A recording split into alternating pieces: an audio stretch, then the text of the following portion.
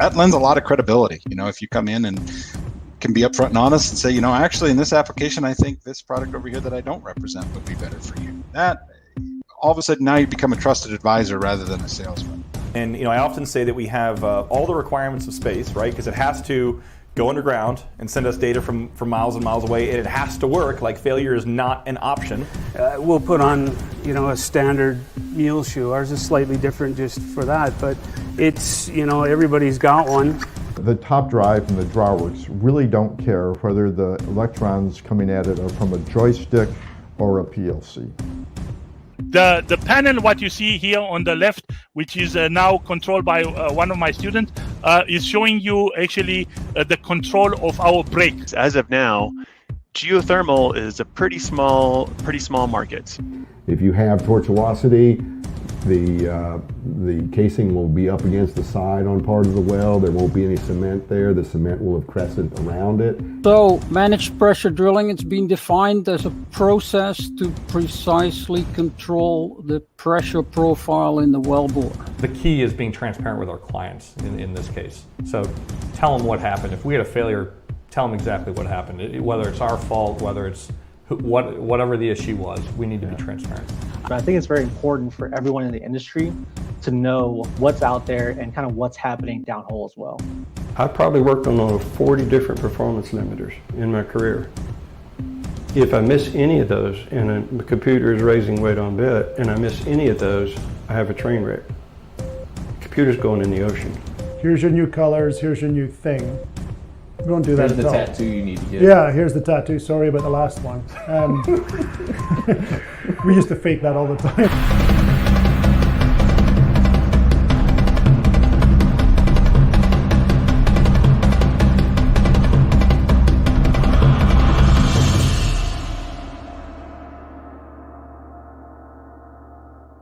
Hello, everybody, and welcome to the Vidor Locksmith Show. I am your host, David Gibson, where we are unlocking the secrets to success, one interview, one presentation, and one of these live castings at a time. I am super excited to be here with you guys. I cannot tell you how excited I am about this show today. I've got two people who I consider to be my friends in the industry who are finally coming on the show after hassling them for the longest to be able to come here. They were like, when I got the privileges in May of 2019 to be able to do live streaming on LinkedIn, two of the first people that came to mind that I wanted to be able to have on the show. Even before I got the live streaming, I was thinking about doing a podcast.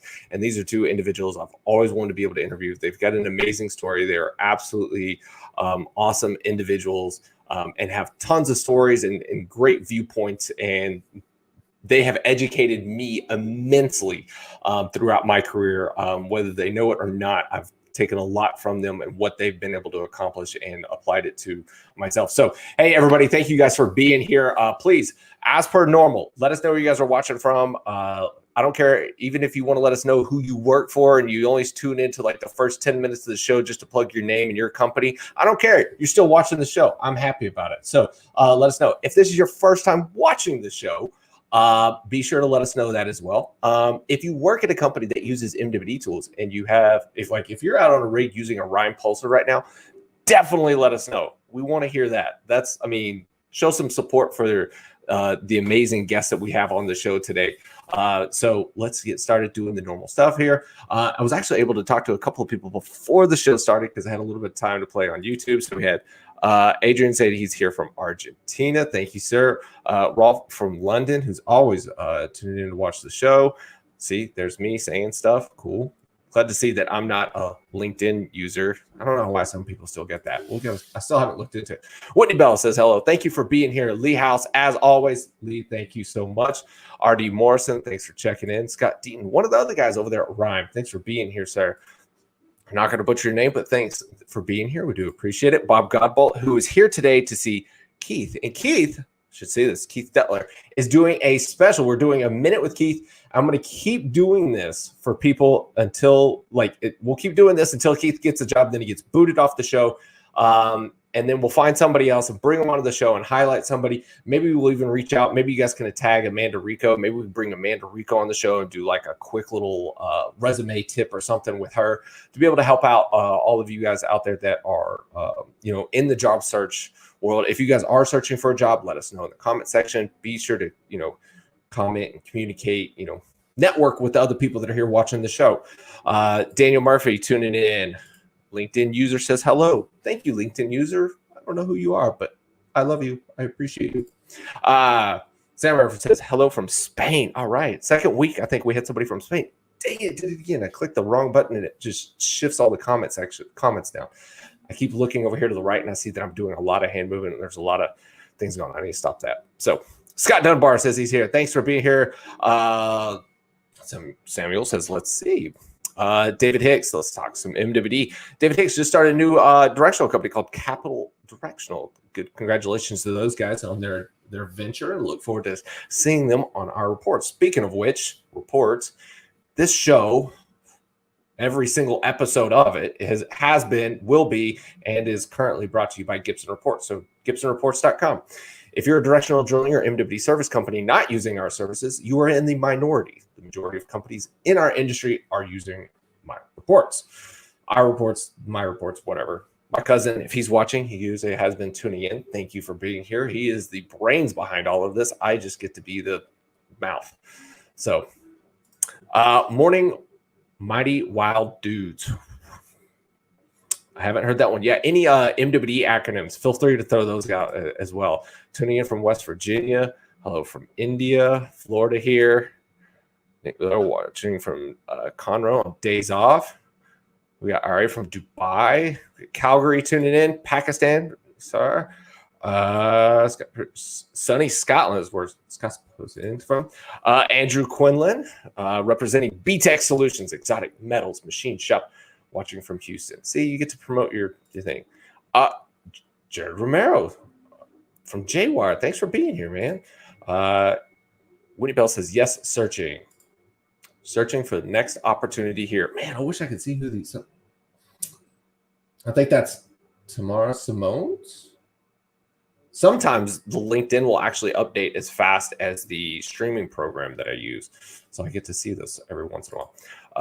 Jay from OKC, Duncan from H-Town. Thank you guys all for being here. I do appreciate it. Hopefully I didn't skip anybody that took the couple of minutes there to be able to say hi. And Brian Dugas from Bowbridge. All right, guys.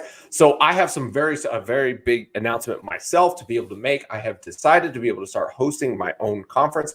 And the very first conference that I'm going to be hosting is going to be on March 3rd. So 3/3/2021, we're going to be hosting a rotary steerable event online. We've already got pretty much all of the spots filled to be able to have companies come on and be able to present. So if your company's a rotary steerable company that I haven't talked to for whatever reason, you're hiding in the dark, please reach out. And if you guys want to be a part of it, let me know. We got probably 1 or 2 spots left to be able to fill. But yeah, I'm going to start hosting my own online events, and hopefully it will be, my goal is to have it be the biggest virtual event ever hosted in the oil and gas industry. I think we've got a lot of things figured out to be able to make it a lot of fun. So be sure to stay tuned for that. I will be sending out I'm making some posts next week on LinkedIn and doing some stuff there to be able to showcase that. So be sure to check that out. I'm really excited about it.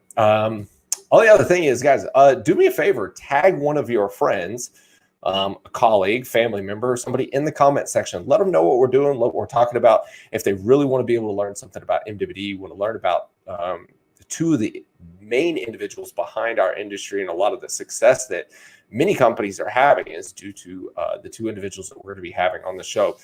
So be sure to tag somebody. We've got one of our friends, Ryan, tuning in today. Thanks. Been on Ryan's show. Y'all be sure to check it out. It's called The Example Show. James Nito, hello from Houston. Thanks for being here. What RSS? I run an orbit. Yes, Randy. Yes, I will be hosting a RSS virtual event. I haven't named it yet. I don't know whether it's going to be RSS don't like slides or push it, point it, just don't slide it. I don't know. We'll figure out something.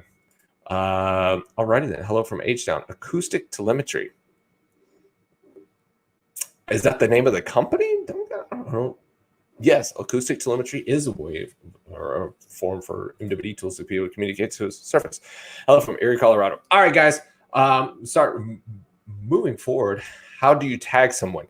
If you were on your computer, I think you can tag somebody. If you're watching via mobile, I'm not sure. Maybe if you're just on mobile, just share it and then come right back, because you got to make a post, and I think it makes you exit the show. That's why I never ask people to share it, because you actually have to leave the show to be able to do it. All right, how far are we in? We're already 10 minutes in, so I've been talking for too long. All right, guys, like I said earlier, I wanted to be able to do something special for somebody that's been working their tail off and putting out a lot of great content out there on LinkedIn throughout their job search. This individual is absolutely amazing. He has a great heart, and you should, by all means, listen into what he has to talk about. And if you are able to hire somebody with his skill set, or even not, you just want to be able to put somebody on your team that can help you grow your brand, grow marketing, be able to get out there and get sales done, and maybe even if you need somebody who has wireline background experience. I reached out to Keith and said, hey, I want you to be able to come on and do something on our show to be able to help bring awareness to who you are and what you're doing. So guys, this is called, let me make sure I get all this done right so I don't screw it up. This is Your Minute with Keith.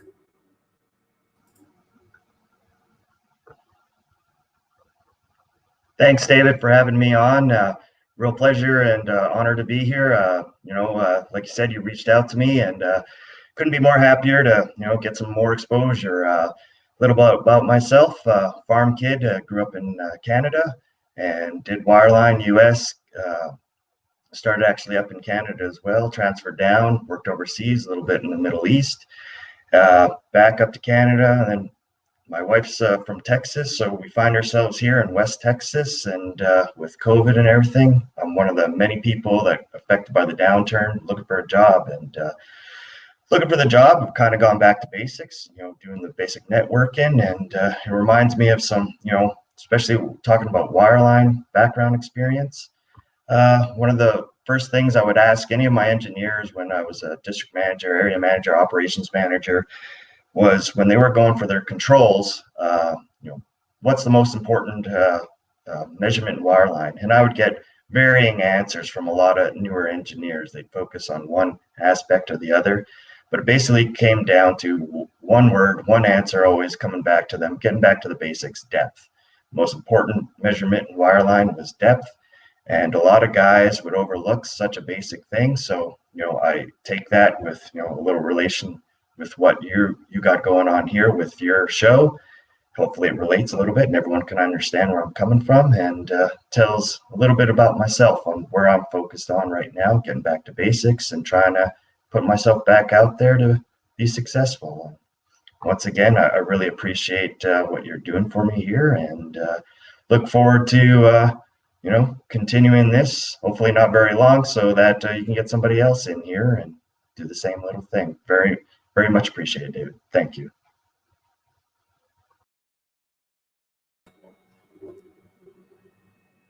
And that was your 1 minute with Keith. I made those intros this morning, the intro and outro in 20 minutes in PowerPoint. PowerPoint's a very powerful program. PowerPoint is a powerful program. Too much power in one person. All right, guys, what we're going to do now is we'll play the little commercial, and we will be back with our guests. I look forward to you guys all asking and throwing out your questions here. John Weather says on the road. We got a couple of people to tag.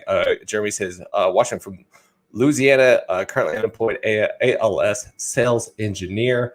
Bob Gold. Oops, is it Keith? Not just eye candy seller. Yes, that is great. So Scott Petrie says nice work with Keith. Good to meet you. Hi folks from Paris. Good job, Keith. Time versus depth. Organization. Sorry, just trying to get through. I want to make this interactive, guys. Y'all definitely have to ask questions today. So, all right, here we go. How It's Done show. We're getting ready. We're filming season 2. You guys check this out. We'll be right back with our guest of the day.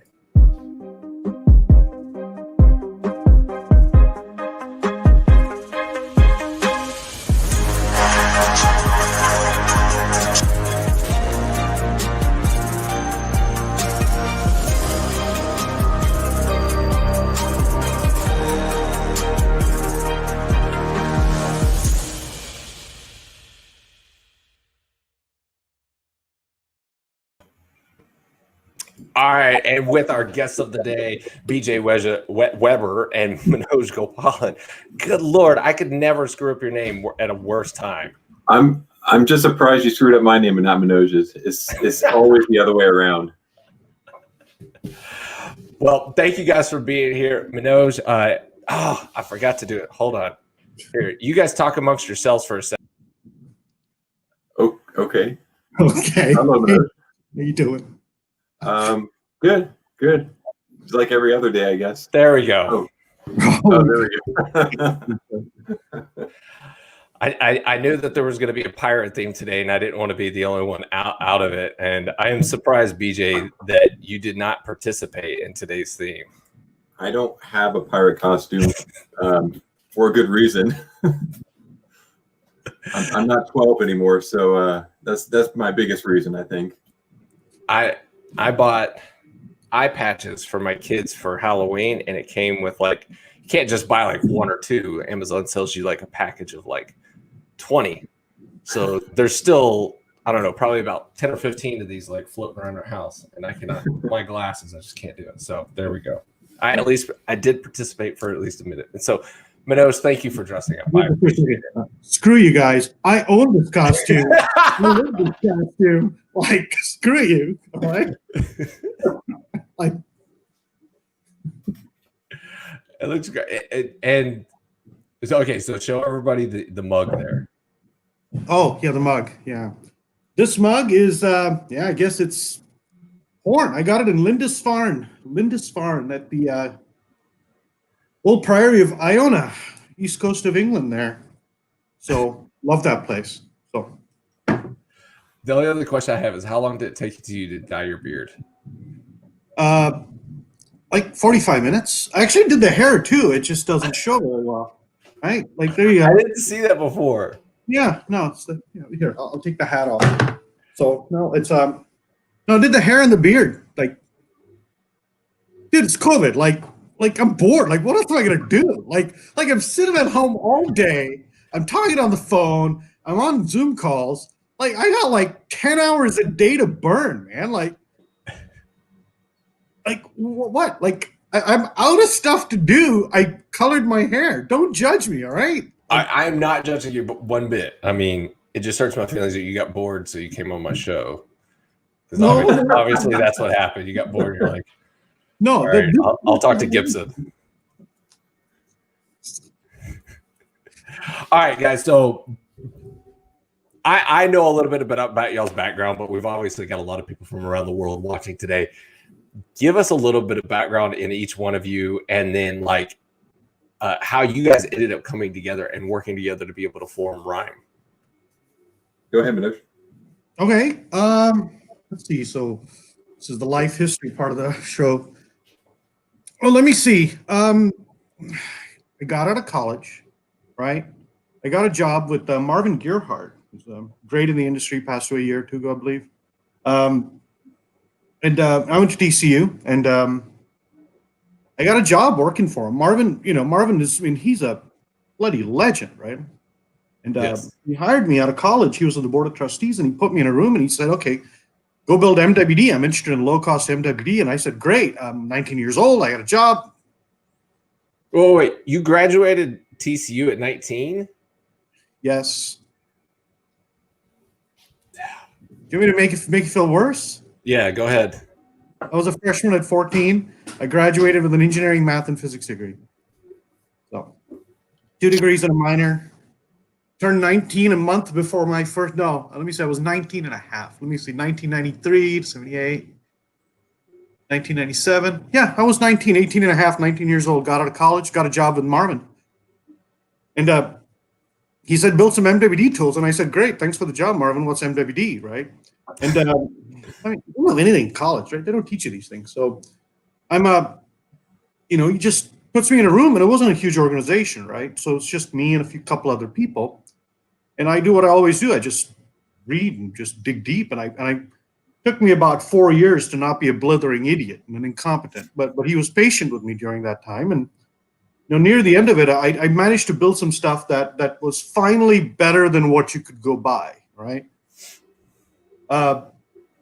and then, and that, by the way, that product line and stuff that I worked on morphed into what is today some of the stuff at MS Structural, Patterson UTI stuff. That's kind of that heritage.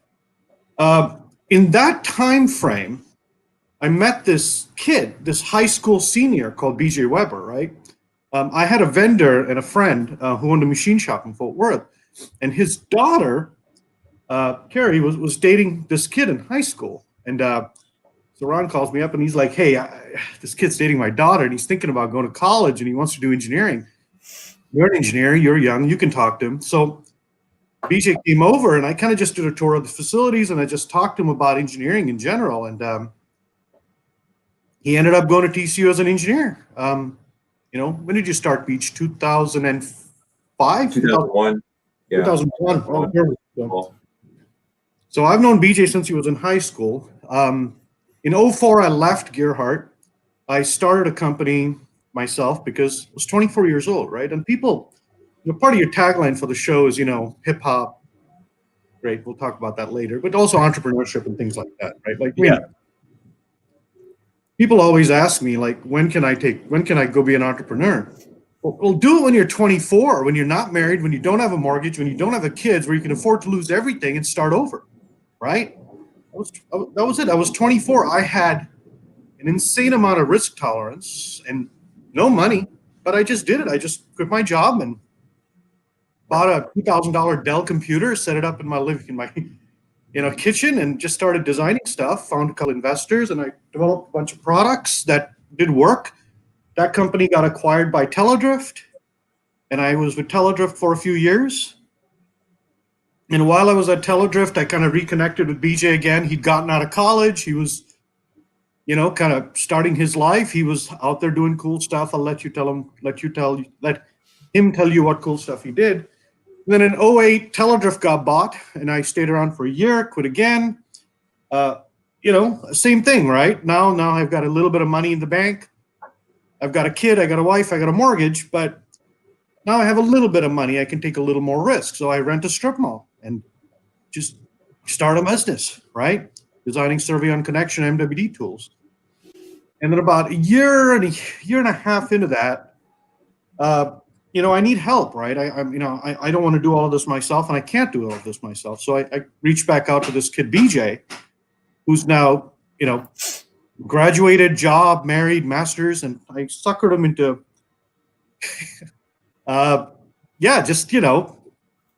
what's a good word? Risking everything to work part-time and then full-time for zero pay. I mean, he struggled early. So we started this company called Invictus. That's still going on, still out there, still doing well. And then in about 2012, we spun off some stuff and we created Rhyme. And that's kind of where my history is, okay? So in the middle of all of that, I got a master's degree in engineering and slowly went crazy, I guess. So that's my life story, okay? Any specifics on that you want to hear before BJ answers and tells you his side of the story? No, that's fine. We can let BJ tell his side. All right, go Beach. Okay, so I'm first generation college student, so I didn't know anything about engineering or college or anything. And so Manoj is right. I met Manoj in, I think, probably the January of 2001, right before I was graduating high school. Talked to him a little bit. I was thinking about going to UT or TCU, but honestly, I knew nothing. And I got to college, and I went to TCU, obviously. And as you can probably see from the books in the background, the engineering school, it gives you a nice toolbox, of problem solving techniques, and that's what I took away from TCU, along with the liberal arts education. Just kind of gives you a broad spectrum of knowledge. Or I guess maybe better is just a toolbox of, if you go to A&M, I think they kind of they're churning you out. You're going to learn math, you're going to learn science, and maybe a little bit extra, but TCU has you a little bit more rounded. They're going to have you take some religious classes, some fine arts classes, some language classes. Just try to round out all the graduates, and that's kind of the difference at TCU.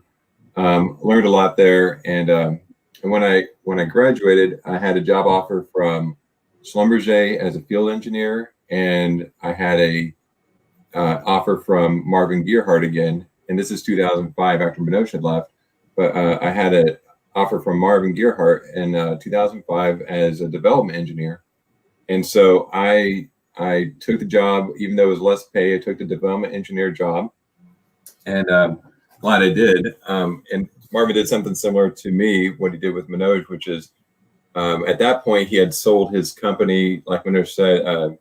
It got sold to a private equity company, got spun off to Altera and MS Directional.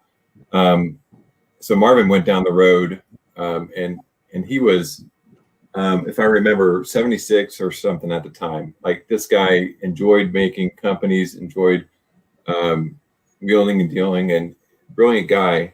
And so he went down the road, and this was kind of a retirement company for him. Like, some people go golfing for retirement, and he went and started another company. So he started this company. I joined in, I think 3 or 4 months after I had started, with my buddy Danny Milligan, and he's and he said, Marvin said, hey, please develop a gyro tool, develop a wireline gyro tool from scratch, and that went poorly. That sounds like a tough task. It was impossible, and it was, it was silly, but and we got nowhere close. But we did learn. Danny and I did learn a little bit of how to design a little bit of product there. We designed a single shot connection. A single shot tool, electronic version of it. At that point, there was maybe one other on the market, but most of the single shot tools were mechanical based. The old taco, wind up the clock kind of thing and punch a paper. So we made an electrical version of that, and then took that success and pushed that into MWD, like survey-on connection, like Manoj was working on over at Teledrift at the same time. And we didn't get finished in time. I mean, we had a few success out in the field, but we ended up with nothing that was commercial enough before the downturn of 08 came. And when the downturn of 08 came, Manoj, I reached out to him.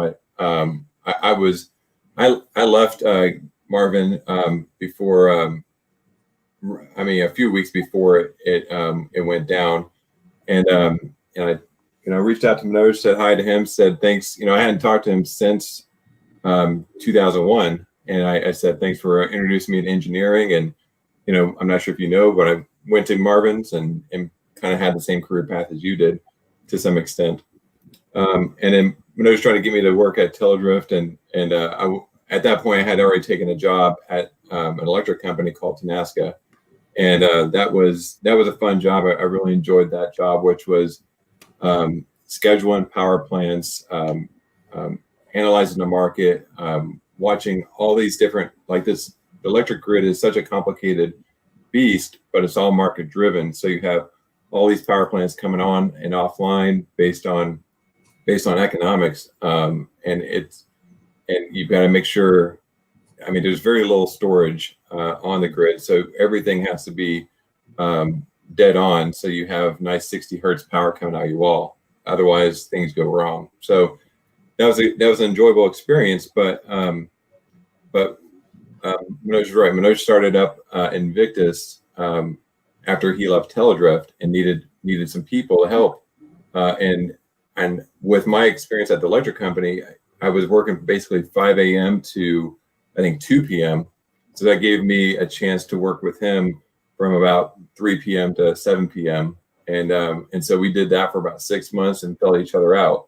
And that's, and then May of 2011, I quit my job at Tenaska and went to Invictus full time with very little money in the bank at that point, very little, promise of anything coming into the bank. So it was a big risk. And we were able to do it. Like Manoj said, it's easy to take these risks when you're young. I had my wife working at TCU.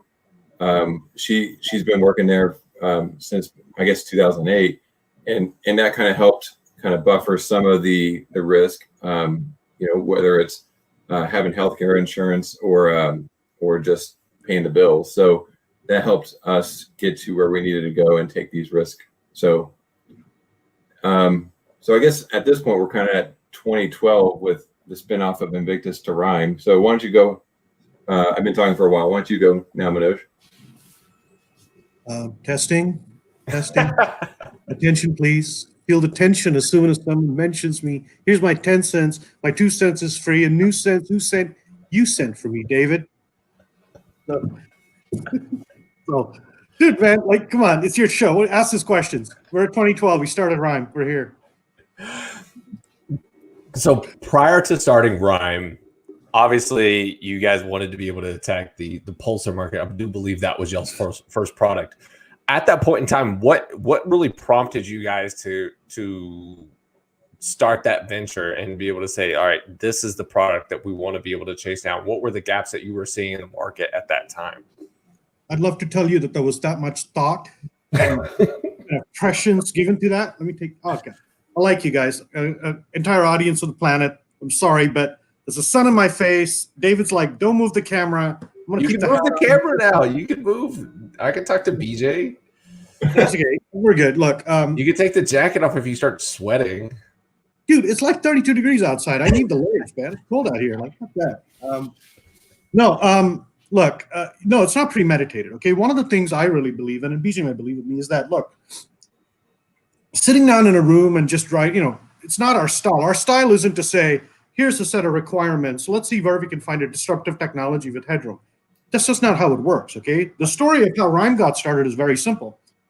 We're doing this Invictus thing, right? We're doing a survey on connection tool, right? Which let's not forget. I mean, like BJ and I are still involved in Invictus. We had we sold a big chunk of that company away to a bunch of guys, and they're doing a great job. But speaking of which, hey, Mr.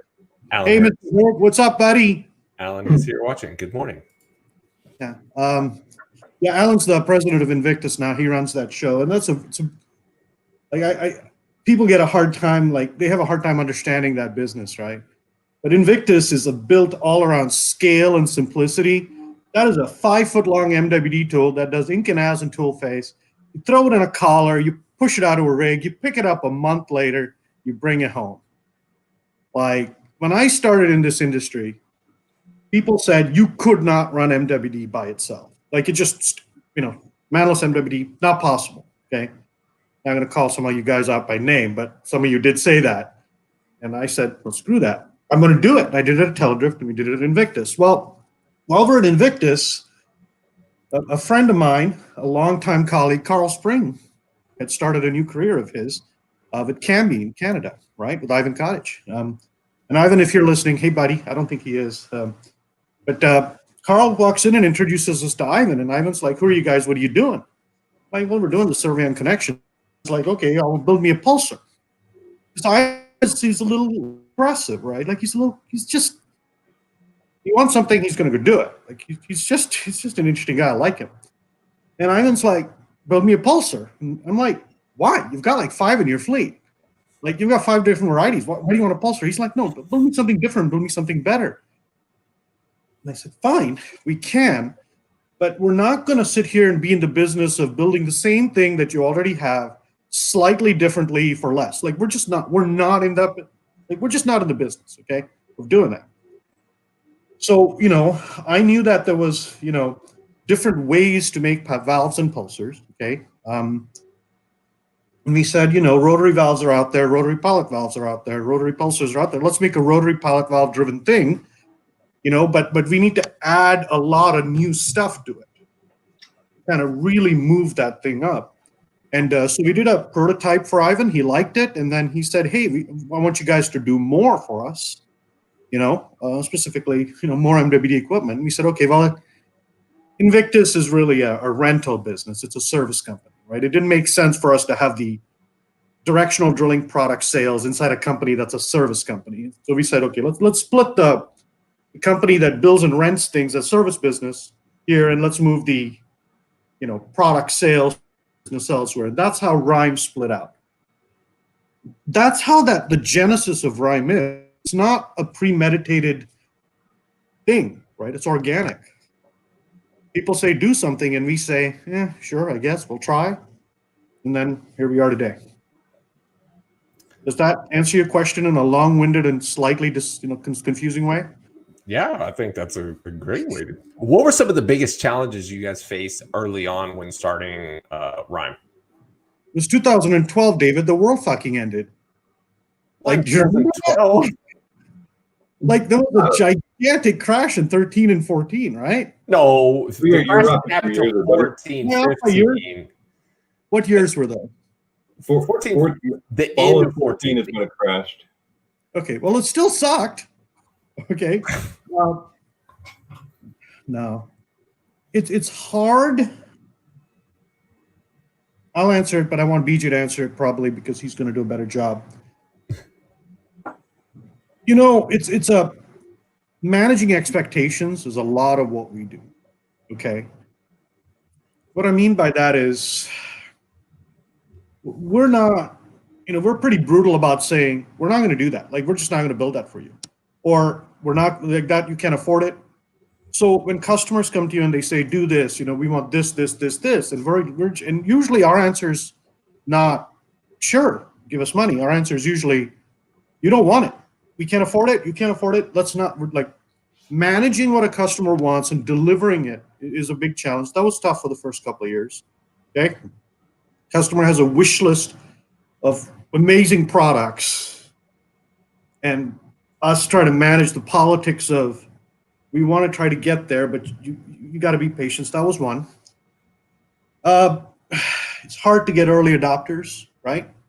Especially when you have a technology that looks a little different than maybe what you're used to. Maybe you've seen it before, but it's not widespread or it's not directly in your day-to-day experience, right? So those were some of the challenges, right? Did a lot, like in the 2012 to 2014 timeframe, right? Right before it all crashed, we kind of had to regroup. I mean, we talked to, dozens and dozens and dozens of directional companies, right? Showing all of our stuff. And I was one of those coordinators. I believe Richard Johnson came by with the Pulsar and put it on my desk and showed it to me. Okay. Yeah. All right. I need to have a conversation with you about that later on a different topic. But yeah, right? Like, we're reaching out to a lot of people, and everybody says, you're new, you have not proven yourself. What's your track record? And getting things out to the market as a new provider is a little hard, right? So those are the challenges we face. Beach, anything you can add to that? Well, yeah, Dave, and you're probably seeing the same thing on your side. As an entrepreneur also, the challenges I face, I think all the time, if you look back, going back to our background, 2010 to about 2012 is when a lot of the Invictus stuff was developed, a lot of the Rhyme pulsars were developed, and like Manoj said, Ivan took he actually took the direct pulsar, the uncompensated version of the pulsar, and ran it, and then eventually everyone got more comfortable with the Slick, and then the Slick HD models. But here we are, basically 10 years later, and those are still our core products from 10 years ago, right? And they've been fine-tuned and optimized and all sorts of stuff, but it's hard. It's hard to keep developing and pushing things forward because you get gummed up with just the day-to-day business of running and supporting your previous products. So that's a big challenge we've had, and finding the right people to help us with pushing these over the line has been challenging too, especially with downturn, uptick. These kind of boom and bust cycles really make it difficult to really have people stick around and suck it up for the downturn and keep developing things. So that's a big challenge I think we have. There's June. Hey, June. Yes, hi. Ozzy Silva says good morning. I'm just trying to click through some of these people that have said hi this morning. I just want to make sure they get the shout out there. So obviously, then Manoj, you've been in the MWD design and development for quite some time. Then I'm guessing. Years. So, what are the biggest changes you've seen in downhole tool design from when you first started to where we're at now? Biggest changes? Again, look, everything is incremental. Everything is evolutionary, right? There's been no revolutions in this industry. Think about it. What was the last revolutionary technology in the MWD space that you actually saw? Gibson reports.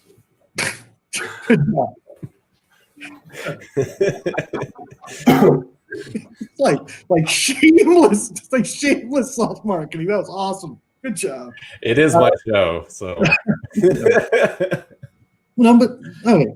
But think about it. Like from a pure product standpoint, what was the last thing that changed the landscape? Things that like really came out and just did an amazing job. Just changed the way you thought about it. I don't think there's anything recently or that I can think of that has completely changed, but I think the biggest shift as of in the last 4 to 5 years with MWD has been just the ability to pulse faster. And I think that's more so not so much as the pulsar side of it, but more of decoding, detection side, and computer processing at surface. But that's just my opinion. So the entire Schlumberger organization is looking at us and laughing, right? You know, like we're 20 years behind, right? I knew this from when I first came to US Land, because the last job I did with Schlumberger in 2009 offshore was 16 bits per second. Yeah. That was 2009 was 16 bits per second. And so here we are 2021 and US Land hasn't caught up. US Land is what? 2, 1.5, 2. Like everybody says 4 or 5 bits, but come on, it's 1.5. Yeah.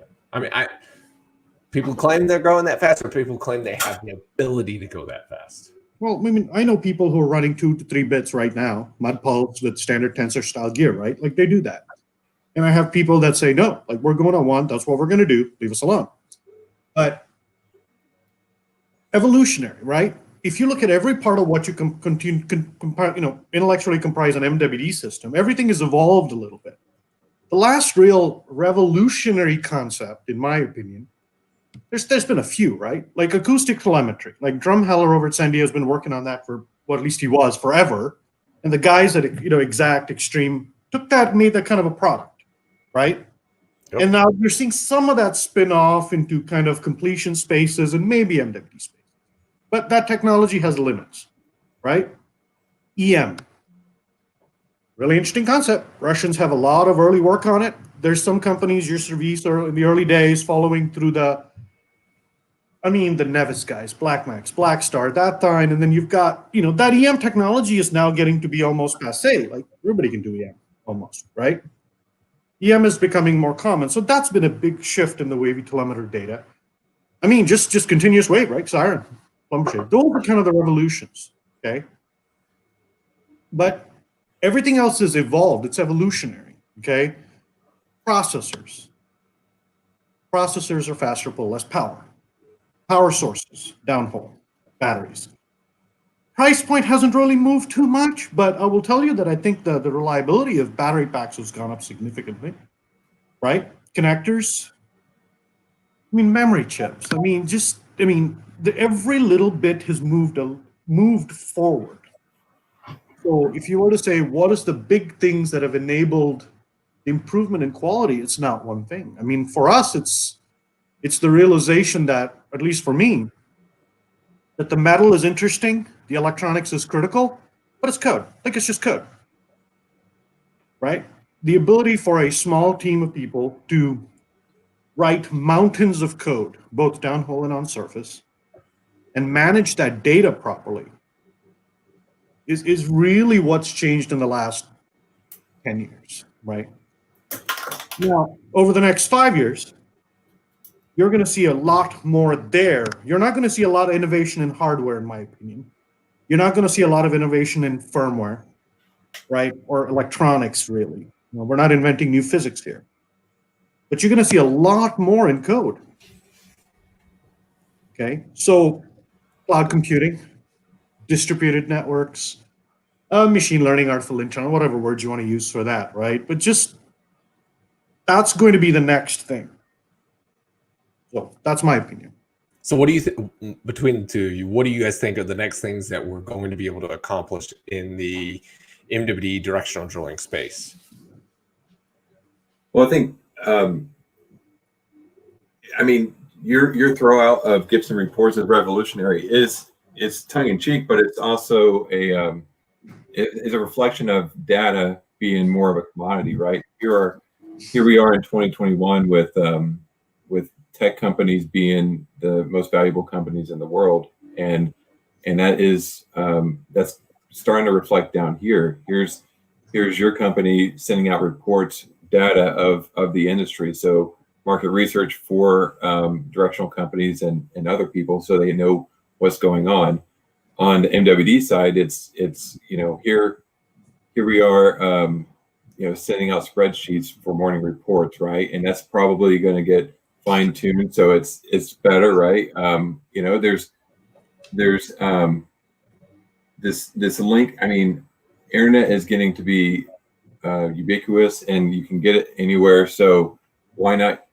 Why have just a single report? Why not just have all the data just streaming everywhere where it needs to go?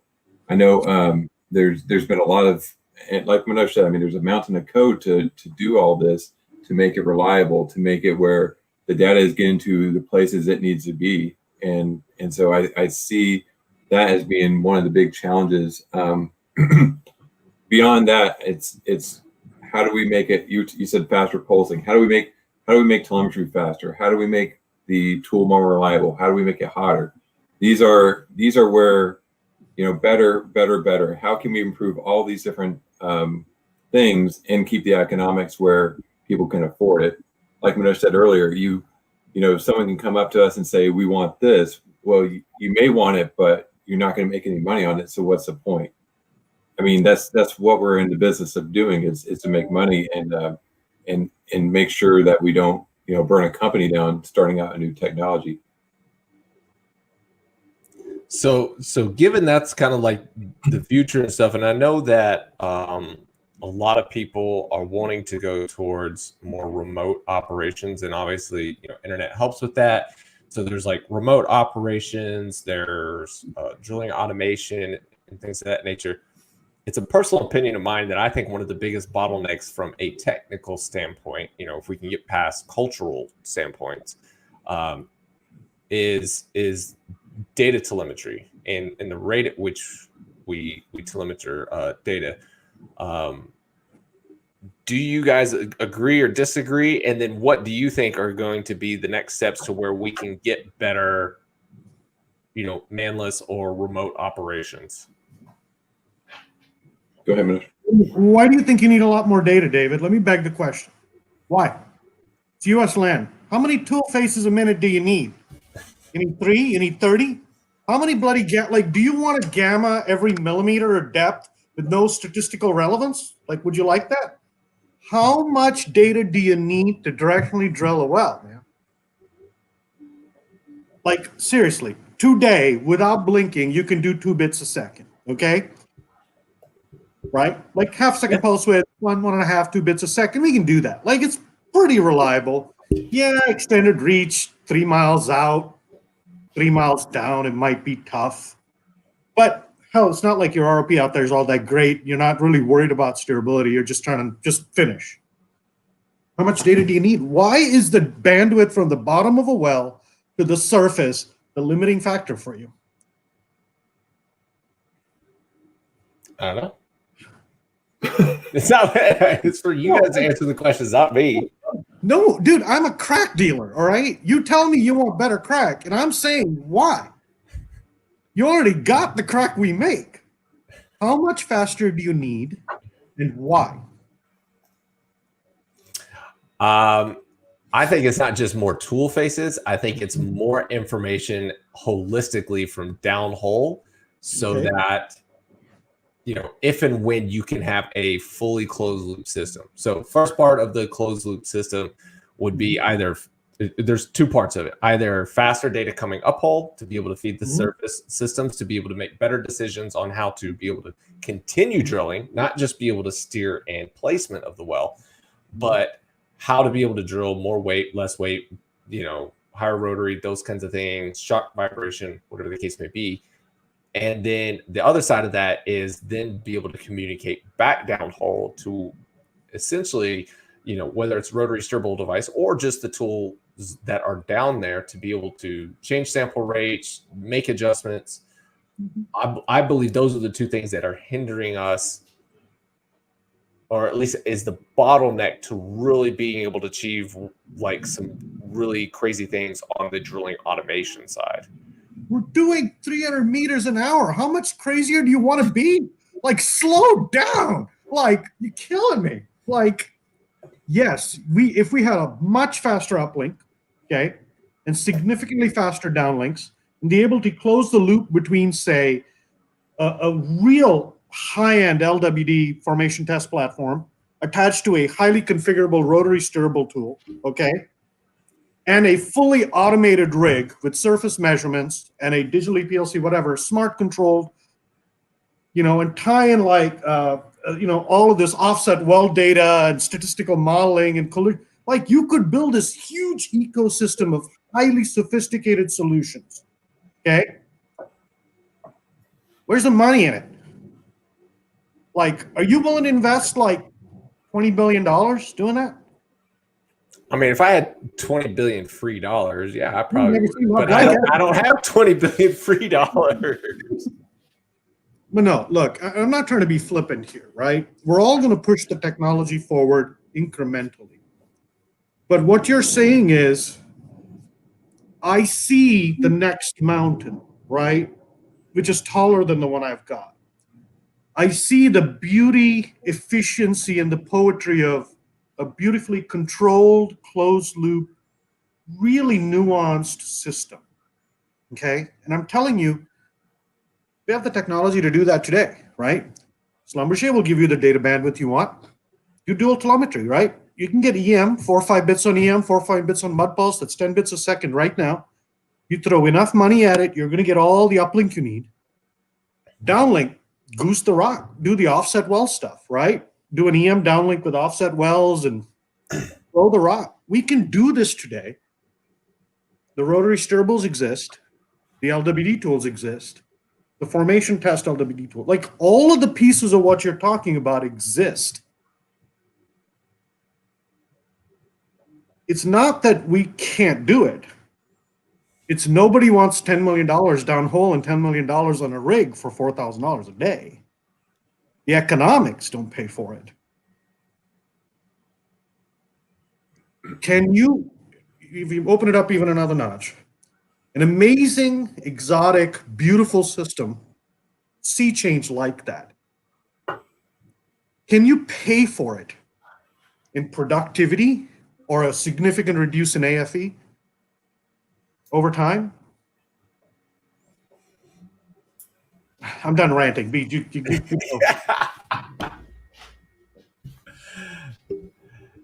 I don't have much For everybody watching, this will not be the only rant that I can get Manoj on, by the way. Like, man, look. This is what I was looking forward to. This is what I wanted to happen on the show. Because, look, I'm a firm believer that within the realm of physics, okay, of achievable physics, most things are possible. Clearly, what you want doesn't require the development of new physics or even new engineering. It's just an integration project. It's a massive integration project on the scale of, building a nuclear submarine.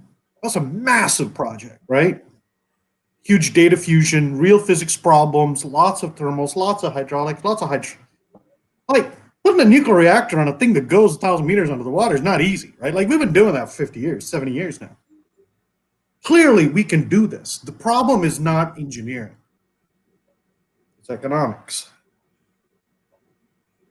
Okay, and I don't know if there's enough headroom in the economics there to justify a huge leap forward. Okay? And if I'm proven wrong, I'll be very happy. But more than likely, what you're going to see is all of us, 15, 20 MWD vendors, downhole vendors, all kind of slowly making our products incrementally better. And eventually they'll amalgamate into a slightly better widget, Okay, done ranting again. Keep going. So I just want to say that the comment section is going crazy right now with stuff. A lot of people saying thank you. So even Andrew says, great rant, Manoj. I really enjoyed the insight. Graham, who's a former guest on the show, says, Manoj, you make a great comment on data. Thanks for your clarity. So this is great, hilarious, and insightful. So then somebody did ask, and we'll see where you guys want to take this, closed loop auto steering applications. Well, there you go. Dean, I know you, Dean. You're in Precision, you're in Canada. Like, I get it, Dean. You own the rig, you own the MWD, you got rotary steerables if you want to cut a check. Like, what's stopping you from doing the next generation closed loop auto steering stuff is not engineering. It's not me. It's not Schlumberger. It's a checkbook. You got a big enough checkbook, you can make it happen. The question I have is, can you get the oil companies to pay the extra cost to have that amazing closed loop drilling automation product? And can you monetize it in some way? Value it in ROP, right? I mean, let's take it a step further, right? Like closed loop drilling. So there's a drilling dynamics part to that, right, David? Right? Closed loop drilling dynamics, use drilling dynamics to close loop. Adjustable weight on bit, torque on bit. Maybe you can downlink and change your agitator frequencies. Maybe you can downlink and change a stabilizer diameter, right? Dynamically modify your 3-point, all of this stuff. It's mechatronics, man. We can do it. Is it getting you more MCF or barrels per day out of the well? Like that's really it. I knew you'd end up asking me more questions than any other guest that's ever been on the show before. I don't have answers, man. I have complicated, confusing contradictions. That's what I do. I beg the question. And when I'm left with no clear path forward, we throw a dart, pick one, and pray. That's what I do. But yeah, to answer Dean's question, yes. Yeah, like somebody tell me where the money and better technology is. So I see some headroom. Like it's not doom and gloom either, okay? There is headroom in certain chunks of the technology, okay? There's headroom in, let's say, dual telemetry, multipath telemetry, right? There's some headroom there, okay? There's some restrictive patent space, and there's a couple of companies that have done it, and some succeed, some don't. But clearly, using EM and mud pulse and maybe acoustic, there's a little bit of headroom there for more data output. Okay, that's a small bite. Clearly, there's room in signal processing, machine learning, surface system decoding, signal versus noise problem, right? And we know, you and I know at least two companies that have made a huge headroom on that recently, right? And the others are kind of trying to keep up, but they're just quieter. Noralis did a huge jump forward. Now they're part of Gordon, and they're going to keep jumping forward. Ken and Erdos, they're making a jump forward, and they're going to keep doing that. Everybody else is too, right? Benchtree and Keydrill and XXT, all of those guys are making improvements too. They're just not as visible and vocal. Like their marketing is just different, right? So there's room in there.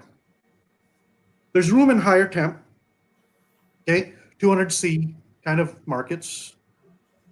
So there's some headroom for technology. It's not all we shouldn't build better stuff. There's no money in it.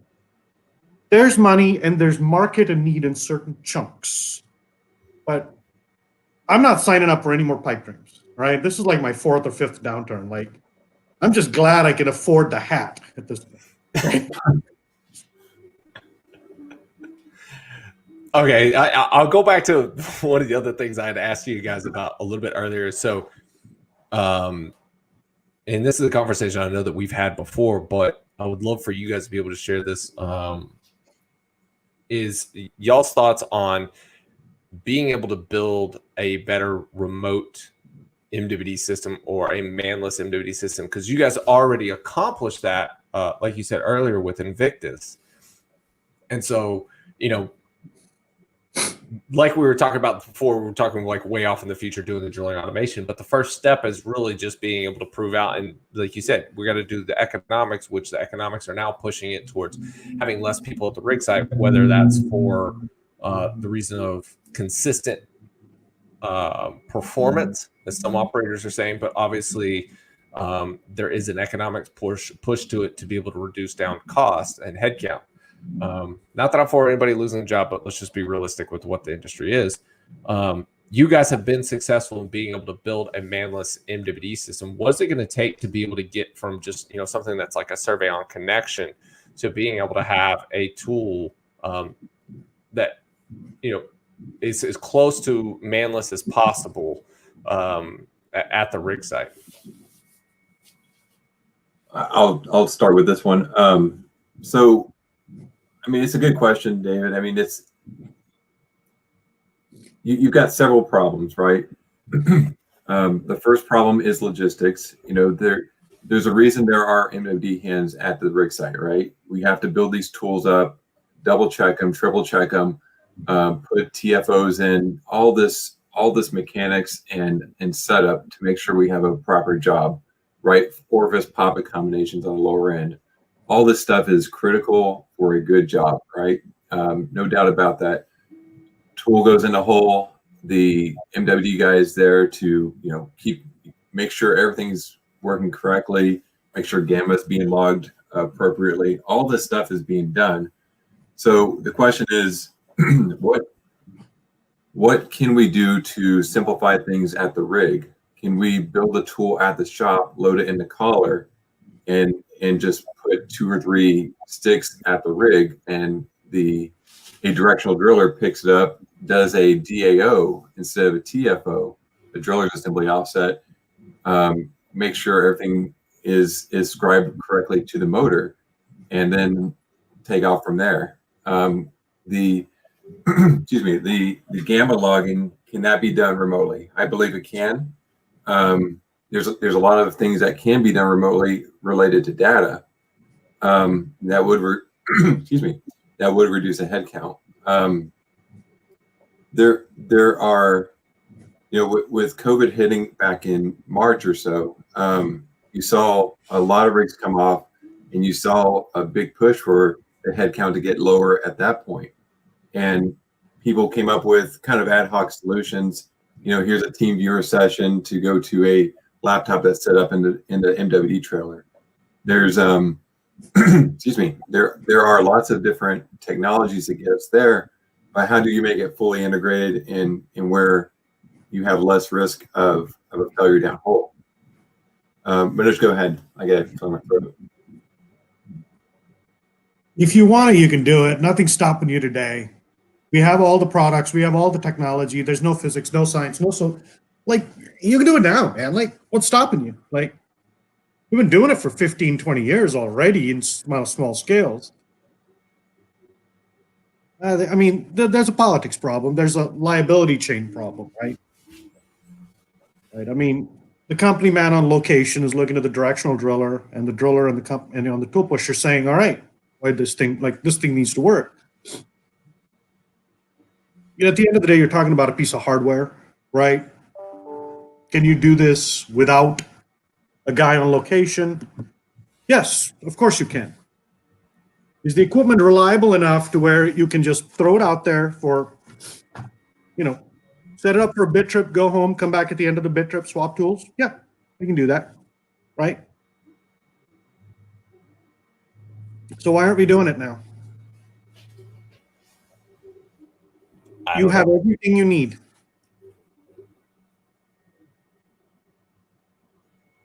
You can watch Pornhub from a trailer on a rig site. You can send data over the internet to your remote op center.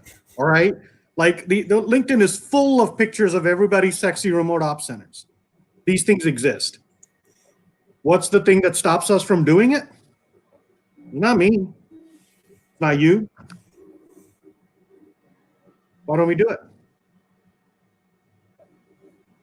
If I told you I want you to operate a crane without a human being on location,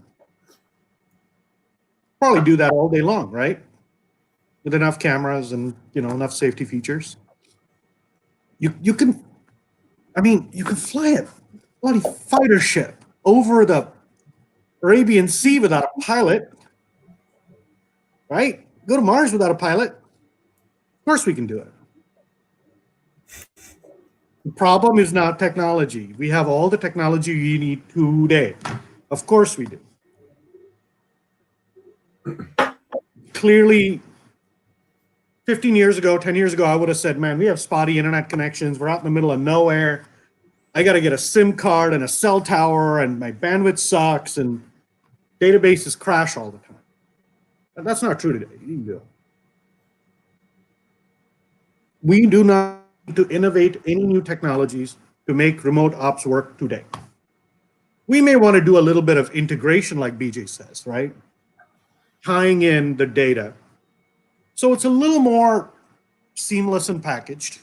It's something that kind of combines the EDR with the MWD system, with the logging system, with the reporting system, right? Tie that in with a well planning. We could put these pieces of software together to make it a little more seamless, but that's a software exercise. The real reason is company men want a directional driller doesn't want. Most directional drillers don't want to be the person on site responsible for doing two jobs, right? And the MWD guy doesn't want to be the only person directionally drilling. The tool pusher and the driller on the floor aren't going to take responsibility for somebody else's third-party equipment downhole. It's all about what do you do when you have to intervene with the product. You've sat on a rig doing MWD work, right, David? How many years did you do that? In the field, probably about 4 years.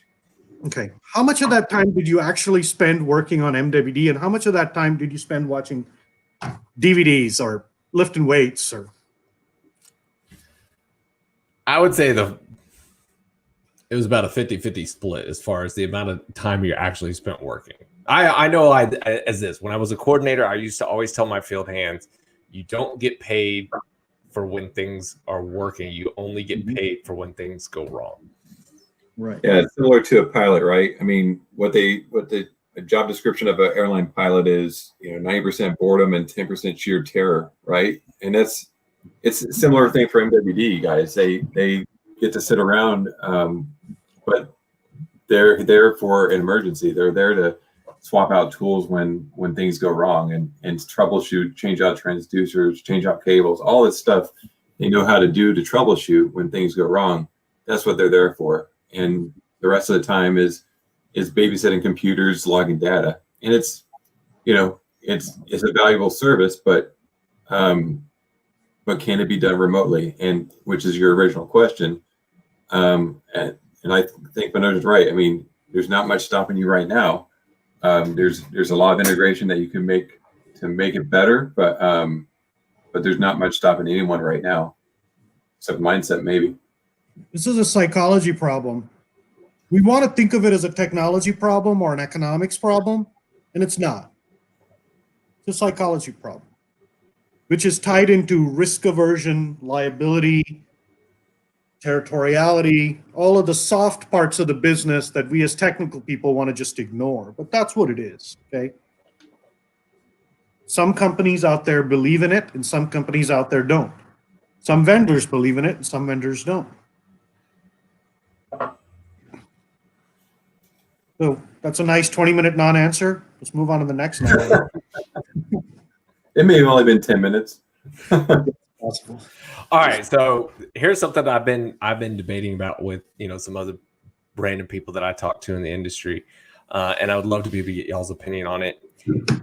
Is the MWD and directional drilling service like being a service company itself, is that a scalable business? Not at 350 rigs, is it? I mean, 350 rigs, dude. Like, we're running out of nails. Holding on, man. Like, ask the question differently, please, so I understand it better. Like, is it possible to be able to be a startup directional drilling company and then be able to scale up and to get better with size? Have we seen anybody truly do that? Or is it just, is the optimal point in the curve is to just be at 6 rigs, to just be at 12 rigs? It's not to get to 50, 100 or whatever. Obviously, you know, being at, I think we're at 350 rigs right now, 348 or something like that. So in US,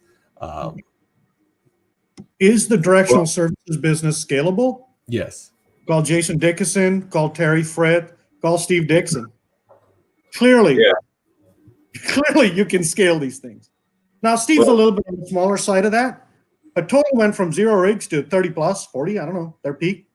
Gordon went from, I mean, Terry went from like, screw it, I'm doing this, to 100 kits, or I don't know how many jobs Terry's got today. But I mean, like, clearly you can scale this business, right? But given that they're all working with the same toolbox of equipment, and none of those people, other than, like, they're all using the same wrenches, the same hammers, right? Clearly there's skill there that is not built on the equipment, okay? And we keep forgetting that, and I do a lot, and I got to kind of step back once in a while and look at it. But we like to tie success to product quality, and I'm not so sure that's as strong a connection as we want it to. Because you're Steve Dixons of the world. You're Terry Fritz of the world, right? You're Nathan Koshmans of the world, right? And I don't know, a few others. I don't know. I mean, but they've built trust and reputation. And they've survived and they've grown. So there's a lot more to this than just the guy with the better widget at the slightly lower price wins, right? Like, it's just not. So I think for the right person, with the right mindset, the right connections, the right, I hate to use such a vague word like business plan, because business plans, I'm not a big fan of business. I've never planned a business in any meaningful way ever in my career. And any plan I've ever made has failed, okay? But I think you can do it. I think there is still potentially room for a small directional startup to carve out a niche and scale to a tangible extent. The question, so let me answer a follow-up to that. Let me shut up. I'll let BJ answer, and then I'll go to follow-up. Well, I do think we might be the wrong people to ask this question, because obviously we aren't in operations. We are selling to operators, and we want to provide them good equipment. But Manoj is right. I mean, you have seen over the years people able to scale up the business. Now, could someone start off with one kit today and do it again at these low levels? I don't know. It would be a very challenging endeavor. But think about, I mean, I think, David, you posted something July of last year, maybe, saying the 2 companies that had not lost any work was Patriot and Dixon, I think. And that's because, you know, they have a pretty small rig count, and they just kept the customers they had, or if they lost a customer, they shifted over. I don't know the details. But you know, the larger companies, all the larger companies lost quite a bit of work, and it's and they were fine-tuned for scale. I mean, they had a room full of technicians. To this guy was in charge of roll testing, and this guy was in charge of pulsers, and everything kind of got streamlined. Kids got turned out the door. So there is a business there. There was a business there, at least. I'm sure it's still there. It's just maybe margins got cut quite a bit with the downturn, but there are people who are doing a good job of producing quality directional equipment at scale. Now, the follow-up to that is there a certain size beyond which scaling your business requires that you organically control your technology and your destiny? Yes, I believe that. Okay. I believe that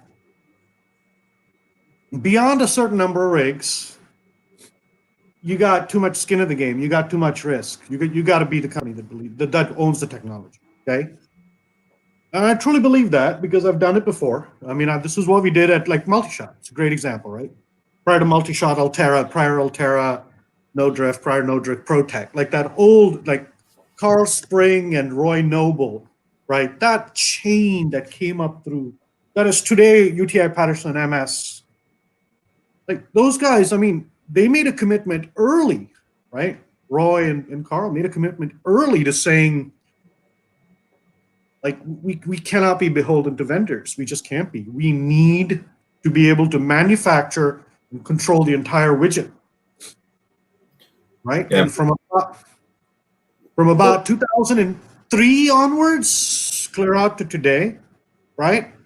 They controlled that product line. And that, for a while, I don't know, it doesn't matter what your opinion of MS is or UTI Patterson is. The reality is, those guys, I know a little bit about the backstory of what's going on inside there than most others that I will not talk about because it's nobody else's business but theirs. But they control the widget, okay? They make the whole thing. And that gives them a lot of security and flexibility, okay?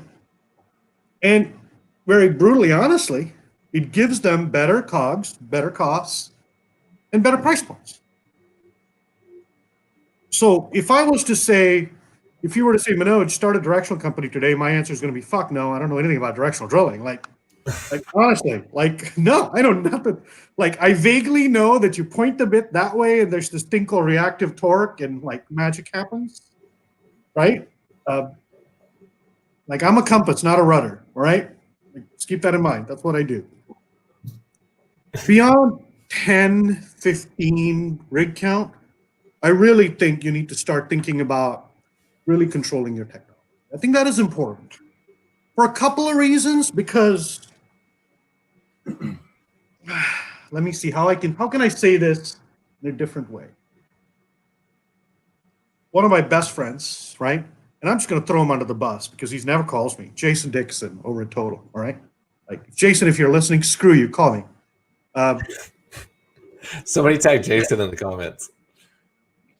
Yeah, like Jason is one of these guys. I really think like he's playing at a very high level here. Like he really is. Okay. So what Jason says is there's more to what his company does than just look at our MPBF, here's our telemetry rate, right? And he believes that the commonality of the equipment or the sourcing of equipment from multiple vendors to build up their fleet is not a detriment. That's a positive. It gives them a way to really mitigate his risk, right? Vendor A has a screw up, he's got an option, okay? Vendor B is there, vendor C is there. And what they bring to the table is more than just tool faces in gamma and I'm gonna get you some dynamic ink and ass, right? Like that's just a tiny part of their business. They're really a relationship business, right? They provide a more holistic service. So they're the counterexample to this scaling technology control argument. MS, those guys, Altera, No Drift, they believed in controlling the technology. Here's another example of a company that doesn't believe in controlling the technology, right? They're okay with an open marketplace of sourcing and adding value in a different place. So circling back to my earlier comment, there's more to a directional services company than the widget. And all I'm qualified to do is talk about the widget. But I hope I'm smart enough to admit that it's not all about the widget, right? These guys got some magic, and I don't know what it is, but I know I don't have it, okay?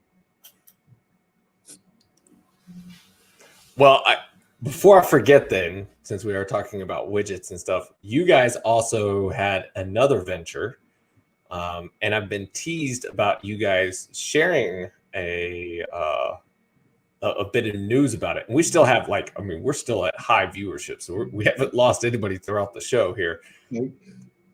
What is this this big news, big announcement that you guys have about one of your other ventures? BJ's got to say it because if I say it, I'll get sued.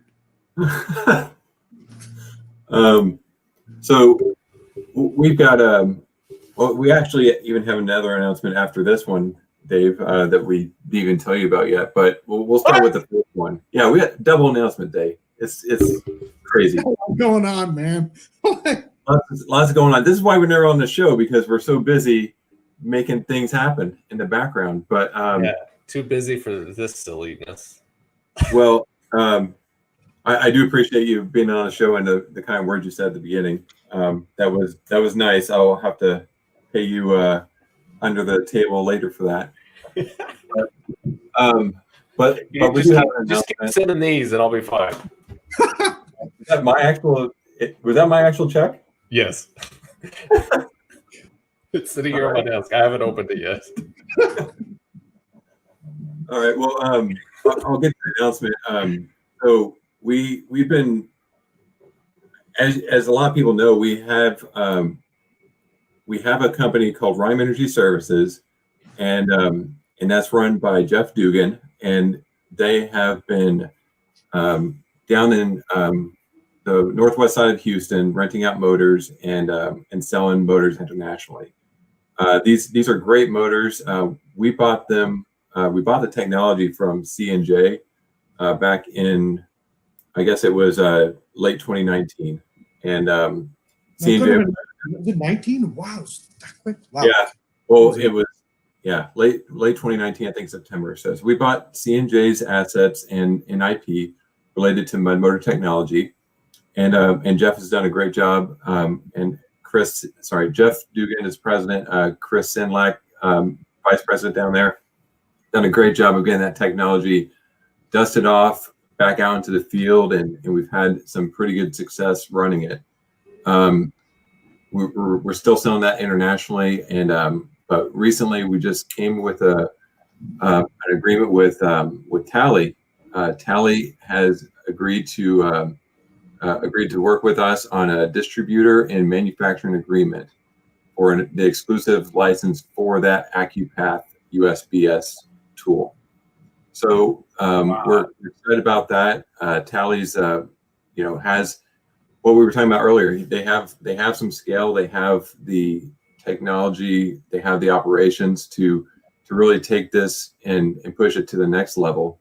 And we still have the rights to sell it internationally, and I'm sure you have an international audience that could use that too.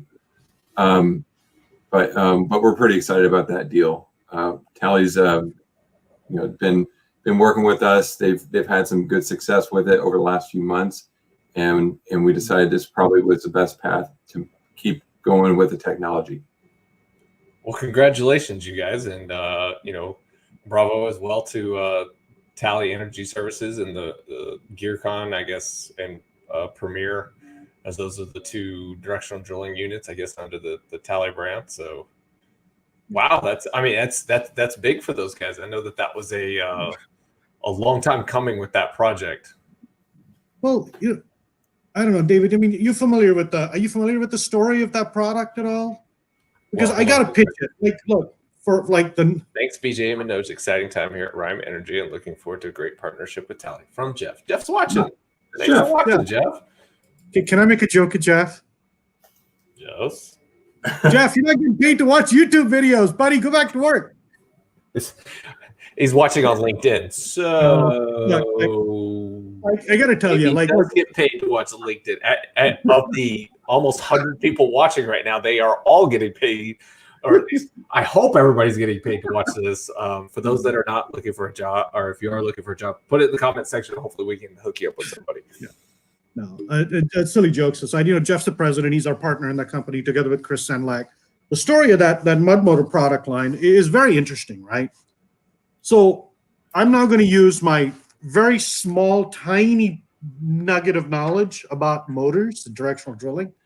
And I'm going to say a lot of stupid things, like just realize like I barely know what I'm talking about, but here's what I understand. I feel the same way about MWD. Like it's a valve. Like it's a valve. Open, close a valve. Like it's just like it's a valve. It's a valve. It's a gravity sensor. It's a magnetic sensor. Nuclear sensor, pressure sensor. It's not much on. Okay. I can't sidetrack you. Go back to the motors. Okay. So let's go back to kind of where the industry has been. Okay. We went from no directional drilling, right, to conventional directional drilling, right? Sub, straight mud motor, okay? 3-point geometry, directional drilling, okay? Then we went to adjustable bends, right? And we went from, mud lube to oil lube, back to mud lube to oil lube, right? We go to bigger power, different rubber, rotor stators, 7656, whatever. Like there's a lot of complexity to the directional drilling jewelry, the hardware. But the fundamental problem is you get out in an extended reach lateral, you've got a problem, right? You want a motor that tracks, because if it doesn't track, then you're having a slide. And if you're having a slide, then you got friction and sticking. And now you need agitators and starting to wear your pipe and collars. You gotta get on this road of inefficiency to the point at some level you physically can't get any weight on bit. You're not gonna make any hole. Game over. Like that's what I understand about directional drilling and motors, okay? Clearly, there's an advantage to being able to rotate all the time. That's the rotary steerable tools, which you're going to be talking a lot about in a few weeks on your web conference thing, right? There's a whole box of value to a rotary steerable tool, primarily around rotate. Like rotate on me 100% of the time. You're not going to stick to the wellbore. You're going to get better cleaning, right? You're going to get better ROPs because you're not spending all your time sliding. Like it's really that simple, right? And yes, it's shorter. You get sensors closer to the bit. There's all these different topologies for control and algorithm for closed loop, and that's a deep dive into that technology. But the basic story of a rotary steerable is rotate all the time. Good for the wellbore, good for rate of penetration, good for wellbore cleaning, right? Lower tortuosity, none of this, fishtailing through the wellbore stuff, theoretically. Well, the guys at C&J, and this actually comes from TELUS, which is the TELUS, which is Stuart Schaff's company, right? Those guys. Their idea is, can we make a rotary steerable-like device, but that's really an exotic mud motor, where you can get rotary steerable-like performance, but on a mud motor. Specifically, a mud motor that you can rotate on, full RPM, 100% of the time if you really wanted to, and still get the yields on the curve, right? And the nimbleness in the lateral, okay? That is this idea. That's the idea of a mud motor that's really an alternative to a rotary steerable. Is it possible? And C&J and TELUS, those guys really worked on it for a long time, and they kind of almost got it to the end. They kind of had it working. And then they had their whole mess, and they kind of gave up on the project. They kind of restructured, and they put it aside. And BJ and I, a couple of years ago, were looking for, I don't know, like it's an interesting story of how we ended up with it, but it's really like we're not crazy enough to go buy a rail company or anything, right? Somebody with cash flow and like earnings, like we would never do that. We're only out there buying like nuggets of sexy technology. That's really what we got into. We found this. Okay, excuse me. Motherfucker, you said no. I call your live camera. I said, you want to be part of the team, and you said, no, I'm going to go forge my own future. BJ, back me up on this, all right? Yeah, it broke my heart. It broke my heart. And then at OTC, he acts like he's never been offered a company, and in front of people, in front of me, I'm just like, what the hell, Dave? This is killing me. Like we said, what's the number? What does it take? How do you want to make this something real that works for us and works for you? And you said, yeah. All right. So no, none of that. All right. All right. I love you guys. Okay. We bought this kind of almost complete piece of technology, and it's taken us about a little more than a year and a half to kind of reboot it, revamp it, and really get it to a point where we're able to prove the story. That's really what we had to do, right? Because the few people who have seen it in the past, run it, know that it can work, but they haven't seen a lot of proof. So we've had to do a lot of proving.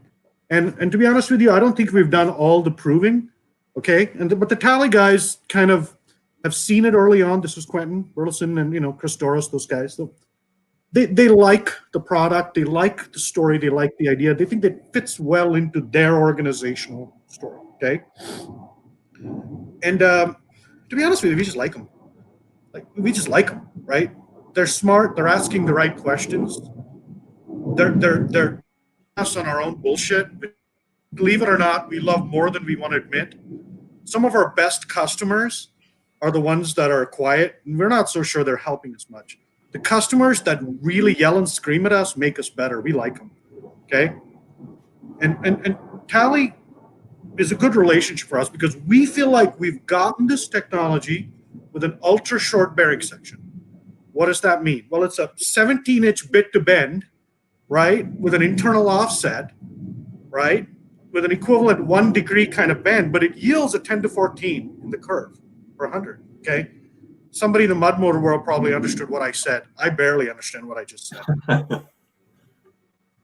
We think we've gotten to the point where it shows promise and some success. But BJ and I and Jeff and Chris, we're not going to go out and be a mud motor. We're not going to scale up to be a manufacturer in a giant mud motor company. That's not what we're interested in, right? This product needed a home, a good home with somebody who knows directional drilling code, has the scale and the organization to really understand, absorb, and make it better, make it their own. And we think we have a great partnership with Tally here, okay? We really do. And yeah, we're still going to retain international rights. We're still willing to sell these motors internationally and license them to international partners if you want to. If anybody's interested, call Jeff, right? Figure that out. But our goal is to...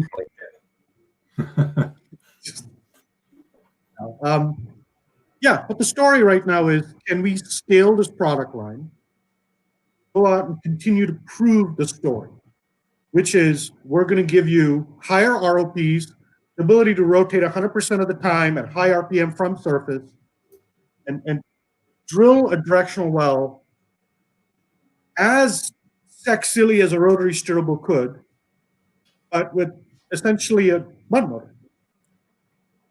Okay, that's the story. So I'm very excited about that. But now I am super curious. What is this other news, or do I have to wait till the show's over with? I don't know what the other news is. What's the other news piece? The other news is, the other news, Manoj. We have, we're done with mud motors, I think. I think we covered everything there. It's well, here, anybody have questions on mud motors? Well, it's going to take 30-second delay, so. Wait, well, do you have any questions on mud motors, David? No, all right, you're like, whatever, mud motors. Okay. like I said, I know this much about MWD, and then I know about this much about motors. And then I know this much about directional drilling, and then this much about bits. Well, I'm same way on mud motors. What I think I know is probably wrong. So we're just we'll move on from mud motors. That way we don't make a fool of ourselves any more so than normal. But the other announcement we've been working on. Most people know we've been working on a top mount pulsar for years, and we just had our first successful run this week in California, and Geo Guidance was willing to take that tool and take it down hole. And if I remember right, it went from about 2,000 to 8,000 feet. I think, as far as I know, they're still drilling. Probably be drilling for the next 24 hours. So we appreciate those guys over there at Geo Guidance for giving this a shot and trying it out, and especially since it's just such a low hour product. What we talked about earlier, it's hard to get new products out in the field, because it's this, especially the top mount pulser, is so much different than what we have in the past. People are used to their bottom mount lower ends, and the top mount pulser, has no meaningful hours on it, so it's hard to get that main valve in the hole and test it. But GeoGuidance was able to do it. They've had some success now, and so we're pretty excited about that.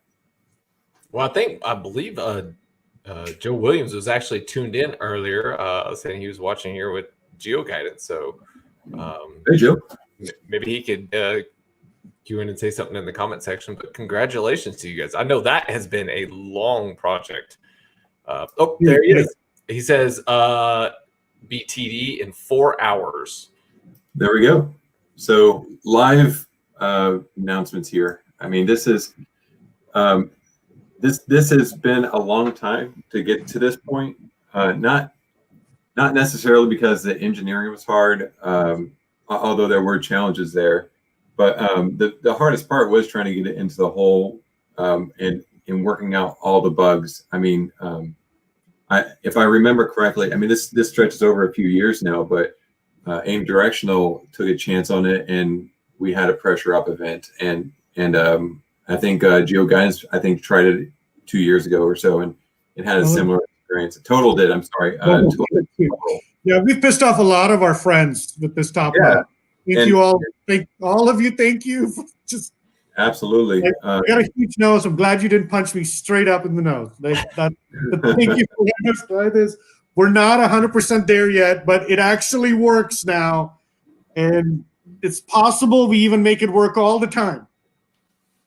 Yeah, it's a challenging product, only in that we had a design. It takes with anything brand new, you're buying in low quantities, you're buying and you're waiting for machine shops to come in, and so we got all the machines parts in. We waited and waited and waited to get it into the hole. Like I said, two or three customers failed with it initially, redesigned it, wait for parts to come in, flow loop test, wait for real parts to come in. When we did a flow loop test, we did it with steel poppet and orifices instead of carbide, because we wanted to make sure it worked. Then you wait for the carbide to come in. Carbide took super long because of COVID, because of Chinese New Year, whatever. I mean, it just took forever. And then here we are waiting again for the next opportunity.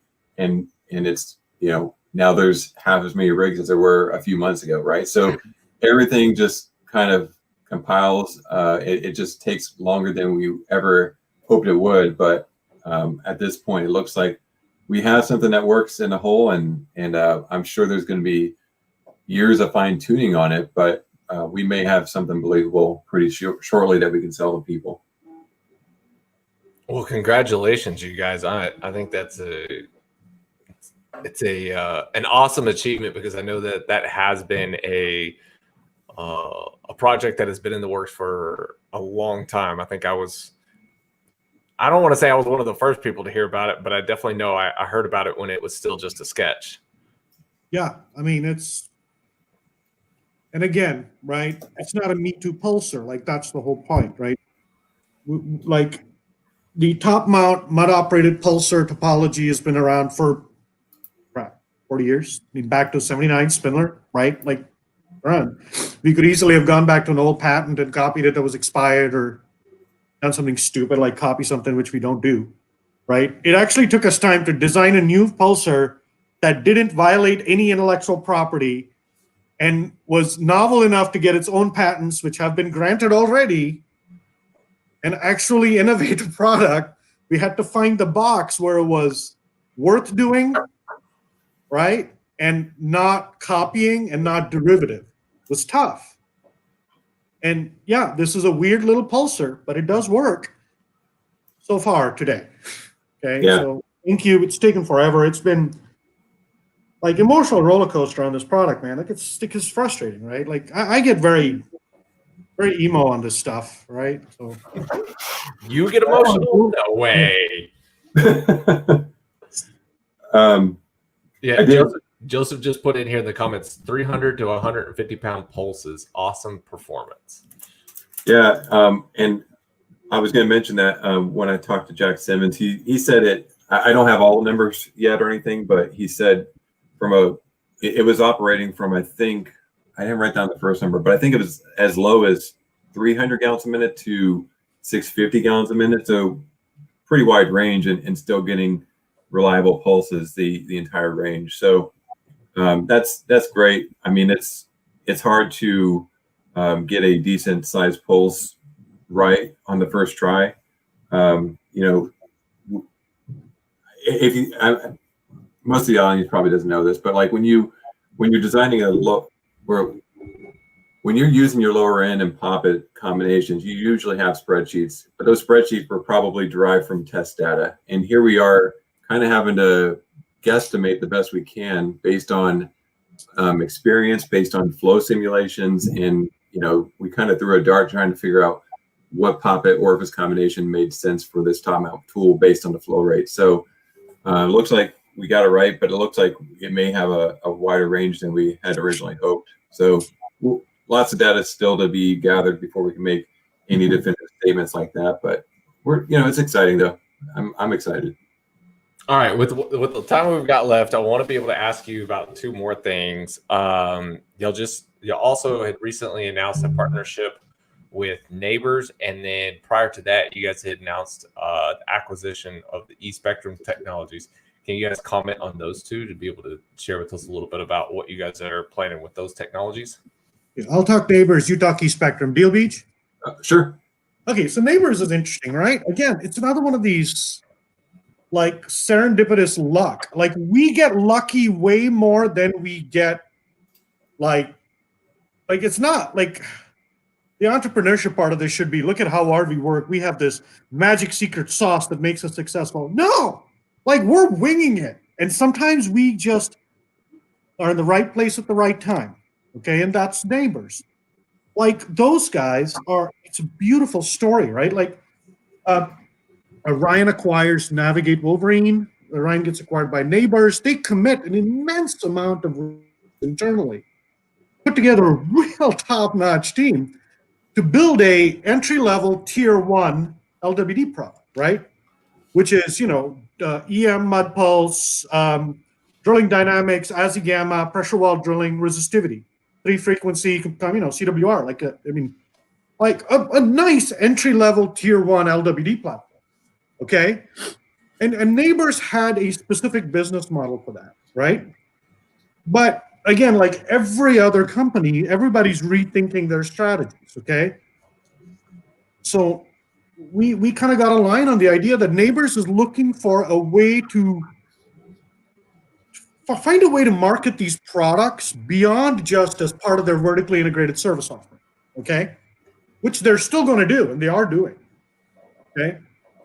But the resistivity was almost done, needs a little kind of like revamping, basically, just bringing back to life. The rest of the platform is there, and Neighbors was looking for a partner to take that on and also find ways to plug it into other people's stuff, find a way to sell the products, build more of a sales business out of it, right? So, and here we are. We signed this kind of, again, it's kind of an IP access manufacturing distributorship agreement where we're the recipient on that side. Neighbors owns all this IP. And we've just had this thing for a month, and we've got one of their team members on our board now, and we're on board now, and we're trying to just get our hand around it. It's a massive piece of technology, right? We think that there's headroom there, right? Like there's room there. Immediately, we have the ability to sell and support and service those AccuLine products. And oh my God, one of these days we will fix our bloody website, put marketing material up there to the entire planet asking us, what the hell is this? We're sorry, we're trying. Like, dude, like we suck at marketing, okay? We're trying. But the entire AccuLine product is available for purchase, sales and support through us, as it is today, okay? And they have, and I don't know how to say this, like some of their drilling dynamics and like pressure while drilling Azikava stuff, like it is insane. Okay, like it is like I have not seen logs this good. Like it's anybody who wants to listen to a 1 hour talk on that, just find me. Like some of what the data this thing telemeters and stores is ridiculous. Bloody top of the line. Like the focus gamma, Azigamma, probe based stuff, like it's not even the same ballpark. This thing is a bloody jewel. It's available. And bits and pieces of it, if anybody's interested, we're willing and interested in talking about integrating some of that technology into other people's platforms. We're not, and we're doing our own thing with it too in the long haul. We're going to integrate some of that technology into our own platform, okay? But specifically, resistivity, Azigamma, pressure while drilling, drilling dynamics, mud pulse CM. Like, it's a full suite, okay? And it's not like I don't know how to say it. Like, it's not a toy. This is like really adult tech, man. Like we're gonna have to spend a lot of resources and time really getting our hands around it, but it's available right now. And and to Subodh and Tony and Troy Hill, I got to give a shout out to those guys, right? Like I mean, especially Troy, like and Kirk Towns and like the entire team of Neighbors. Like these guys have like it's. And I got to say this, like you got to be passionate, okay? And they're passionate about this stuff. Like it kind of shows, right? Like they understand the product, they understand the story, the value, they love it. Like they really have passion for it, and I really like them for that. I really do. Okay, so like just honestly, like I'm just impressed to find other people who love this stuff. It's awesome. So, anyway, okay, so I enjoy talking to you guys. Yeah. On the e-spectrum stuff you asked about, it, and I'll make sure I'm correct on this. It's really, we acquired the drill dog line from e-spectrum, just to be clear and precise in that language.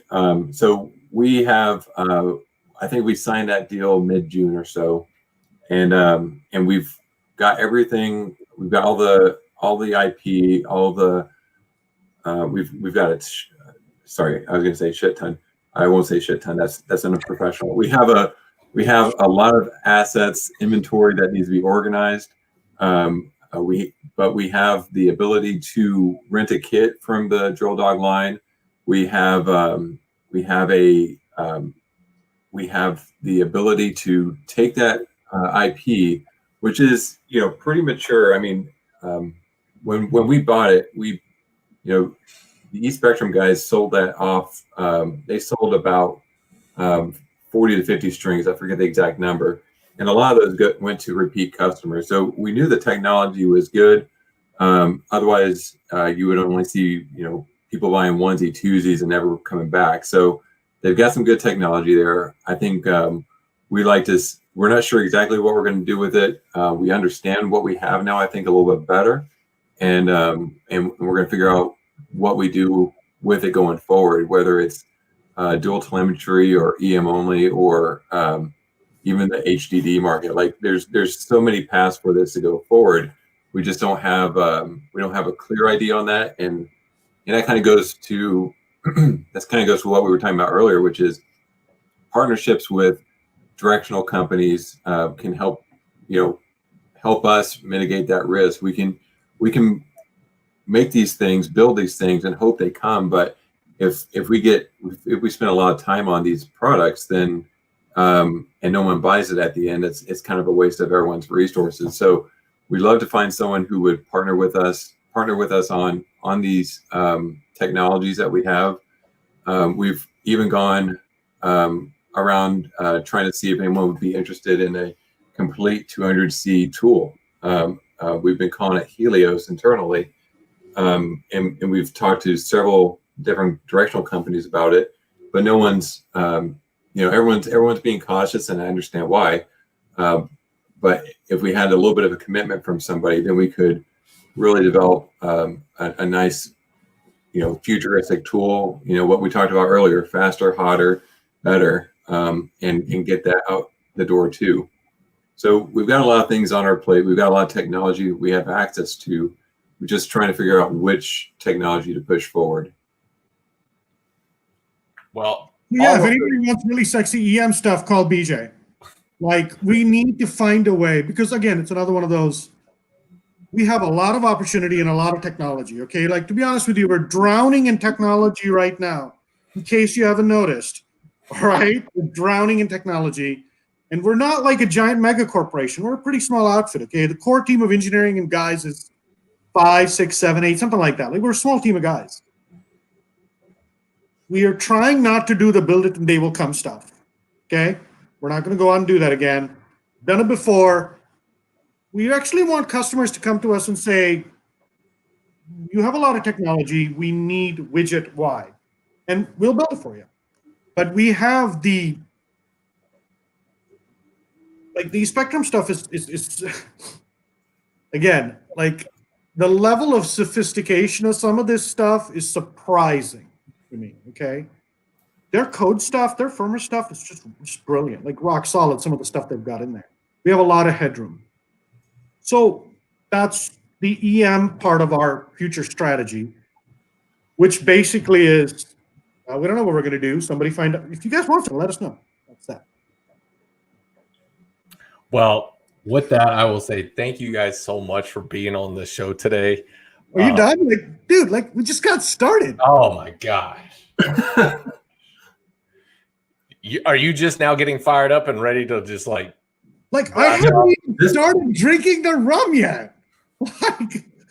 Like I'm just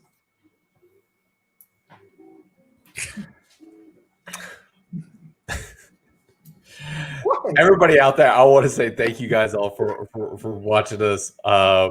Is there anybody watching this still? Yeah, we've got probably about 70 people still watching. All right. We had 20 on YouTube and like 53, 55 over here on LinkedIn. Okay.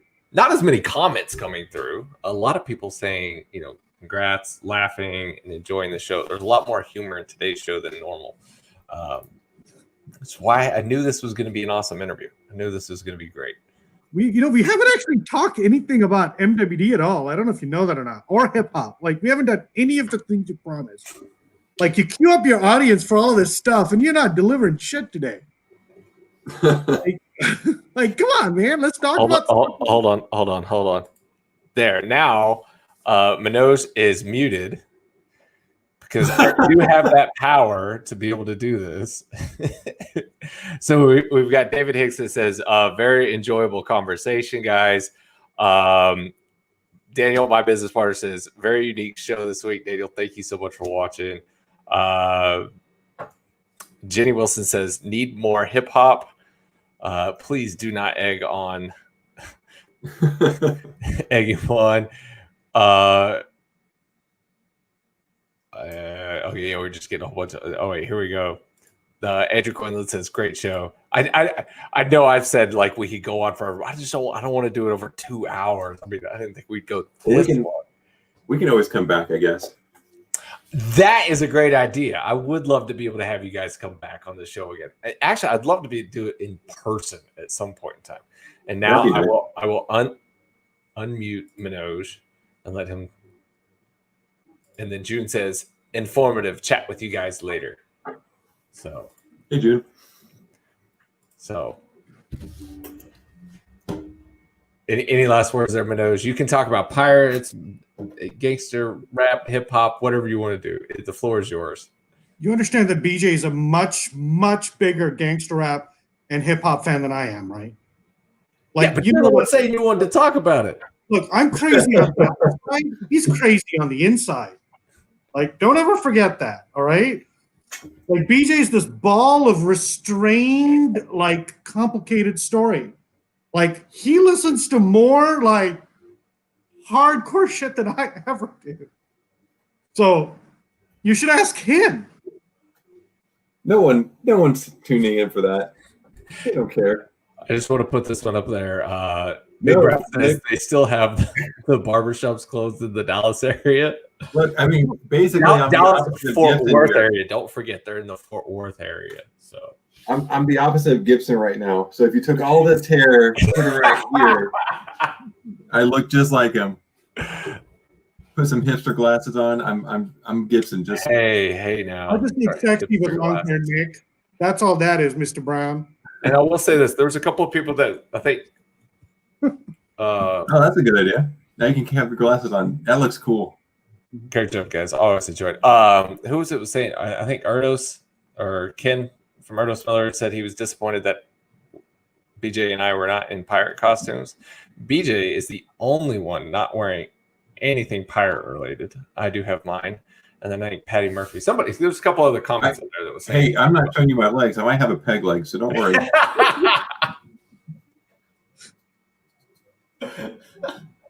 Can't get this thing to. There we go. Now we stayed. Well, yeah, look, you've got a video length issue here and you don't want to drive your audience insane. I appreciate it. But if you guys want to listen to more of us just randomly saying stupid shit for hours, yeah, Gibson can have us back. Or just call us directly. Like all the I knew that the interview time on this was not like getting length was not going to be a problem, because anytime we end up talking on the phone, it's for hours. Or if I just happen to drop by the shop, then I'm there for 3 or 4 hours with us talking about all kinds of different things. So, well, I was talking to somebody. I think the last time we saw you in person was when you went to the integrity auction, and your truck got rear-ended, and you had to just turn around, and you said, "Ah, screw it, I'll just stop by the rhyme shop." And yeah, so that's the last time I think we saw you in person. Yeah, that was a while back. I thought I'd stopped by it more recently than that. Maybe you did. Maybe. But that was memorable because you showed up in a broken ass car because you just got in a car accident. And I just left it running outside too the whole time because it was having a battery. Yeah, we almost had it towed. Yeah, I still have that. So J.D. says it's always the quiet ones.